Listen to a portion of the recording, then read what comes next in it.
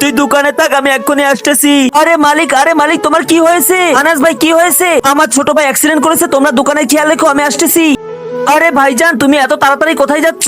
আরে ভাই তুই তো ঠিক আছিস? কি হয়েছে ভাই, তুমি এত ভয় পাচ্ছ কেন? আমার কাছে একটা ফোন আসছিল, নিচে থাকা সাদা রঙের এই সাবস্ক্রাইব বাটনটি যে টিপ দিয়ে সাবস্ক্রাইব করে দিবে তাদের মা যেন অনেকদিন বেঁচে থাকে। আর কেউ যদি এই ভিডিওতে লাইক কমেন্ট করে দেয় তার যেন মনের আশা পূরণ হয়ে যায়, আমি মন থেকে দোয়া করে দিলাম। হ্যালো, কে বলছেন? ভাই আমি অ্যাক্সিডেন্ট করেছি, আমার পায়ে ব্যথা পেয়েছি। আরে ভাই তুই কোথায় এখন? আমি তো রাস্তায় অ্যাক্সিডেন্ট করেছিলাম, লোকজন আমাকে হসপিটালে নিয়ে এসেছে।